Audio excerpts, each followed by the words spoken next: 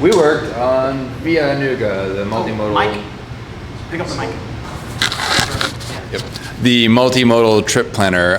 Do you guys want to go over? Oh yeah, we didn't tell you who was reading which slides because you were busy. You are all living in the past because with Vianooga, or I messed that up. Whatever. With Vianooga, the status quo is history. You will now be able to move within the city of Chattanooga marginally more efficiently than you could before, maybe in the future. So here are team members. This is Akbar, whose last name I will not attempt to pronounce, John Gardner, Josh Randall, and Corbin Peterson. And the motivation of this project was to, as mentioned before, address the shortcomings of Google Maps with regard to multimodal trip planning. And this Vianooga is a whole meal, so I have given the supplementary text on a dinner plate. Google Maps is not aware enough of bicycle parking spots and has no means to select routes or on qualitative parameters to enable people to take the scenic route or to avoid unsafe areas at night. In Vianooga, we'll fix these problems. On to Corbin. Thank you. Let's see here. That site is live. You're welcome to follow along.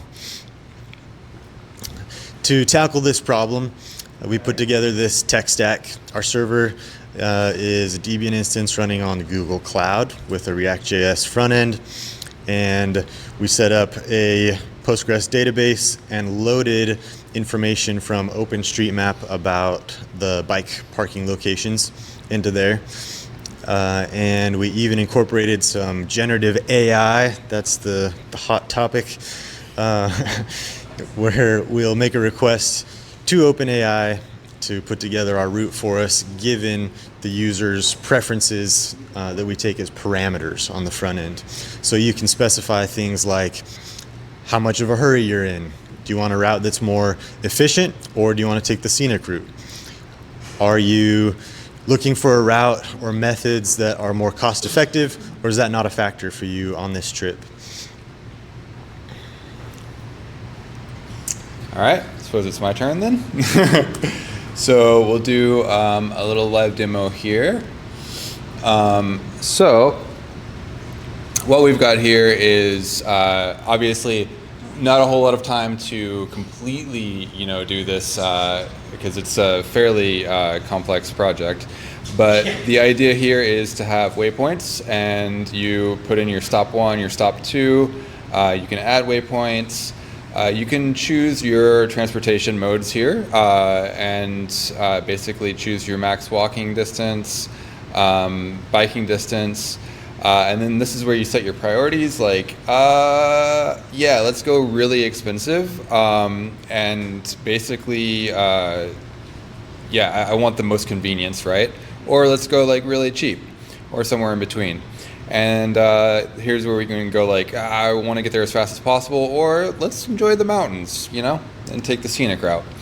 And so what that looks like is we send a payload which has our itinerary with coordinates, address, blah, blah, blah, blah. And I'll get into this a little bit, just briefly touching on it, not getting into the weeds too much. But that will give you back a few different options. So here we have, just going to drive there, take the bus there, or do a little bit of walking with the bus. And so what that looks like in code is we basically are running Express, an Express API, and we've simply got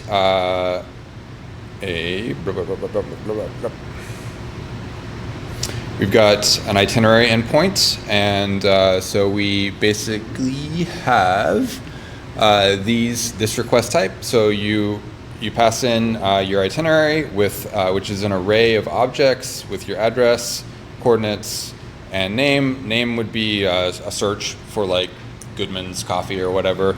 Coordinates are just pure Latin long, and address is of course proper address. And then you get back a response that has an array of your steps and the different modes of each one.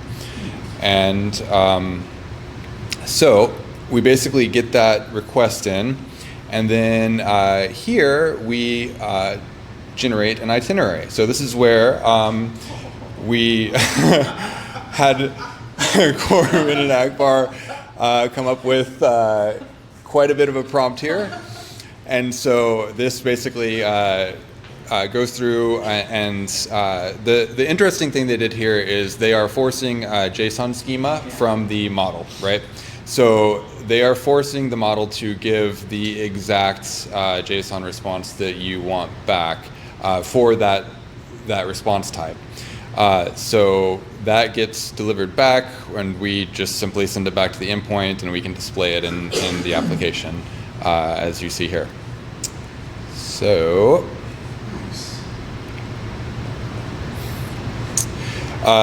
next steps and some things we need to add. We're not actually getting the bike parking data from the database yet. Akbar got it loaded into the Postgres DB. Didn't have enough time to actually query that. MCP servers. We can use lots of MCP servers for things like public transit. So this is where you could have an MCP server that the AI could call, and you could actually feed in the route data for the buses, the free bike parking, and give it tools to be able to look up that information. And then, of course, agentic static code to guide the AI through each of these. With agentic systems, it doesn't have to be one step, one prompt.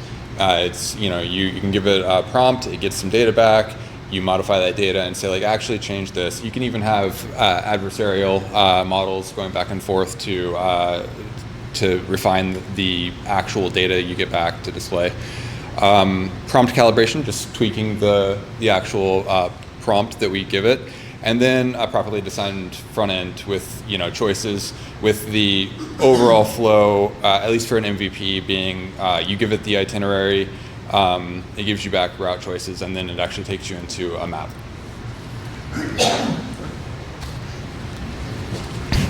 And that was Vianooga. So if you need to contact any of us for employment or simply congratulations, there are our contact informations.